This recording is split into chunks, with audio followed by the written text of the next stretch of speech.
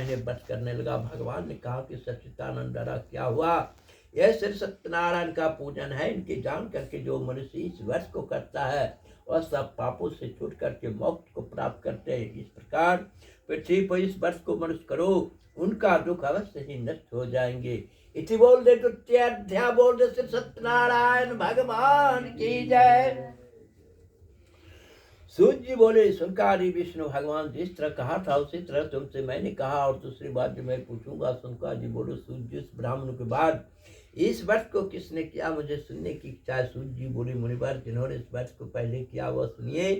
एक समय धर्मानुसार निज बंधु बांधव के साथ व्रत करने के लिए उपदेश हुआ। उसी समय एक लकड़हारा आए, भूखी प्यास से प्रेत को काट को बाहर रख करके ब्राह्मणों के घर जाकर के उसने व्रत करते हुए ब्राह्मणों को देख करके नमस्कार करके हाथ जोड़ करके प्रणाम करके बोले, आप यह क्या कर रहे हैं? इसके करने से क्या फल मिलता है? विस्तार पूर्वक कहिए। ब्राह्मण बोले, मनोरथ को देने वाला, दुख सुख आदि सभी स्थान पर विजय करने वाला यह श्री सत्यनारायण भगवान का व्रत है, जिसके प्रसाद से यह हमारी धन धनादि प्राप्त हुए। यह सुन करके लकड़हारे बहुत प्रसन्न हुआ। प्रसाद को खा करके जल पी करके भगवान श्री सत्यनारायण का ध्यान करते हुए अपने नगर को चला गया। आज लकड़ी बेचने से जो धर्म मुझे प्राप्त होगा उससे मैं सदैव का उत्तम व्रत करूंगा और अवश्य करूंगा। ऐसी मन में विचार कर उसने लकड़ी सिर पर रख करके जहाँ धनी लोग रहते थे उस नगर में गया और उस दिन लकड़हारे को दुना द्रव्य प्राप्त हुआ।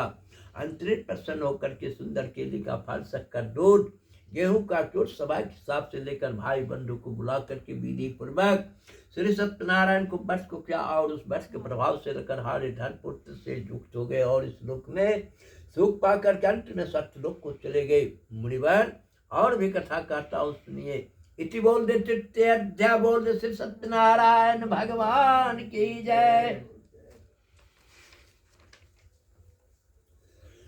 सूर्य जी ने कहा, राजा उल्लेख नाम का चंद्रकेतु राजा था और सदैव की मंदिर में जा करता था। ब्राह्मणों को नित्य धन दे करके संतुष्ट क्या करता था। उसकी कमला सुनता मुगला भसरा नदी के तट पर सदैव की व्रत को कर रहा था। उस समय बनिया ने बहुत धन पर नदी के तट पर लगा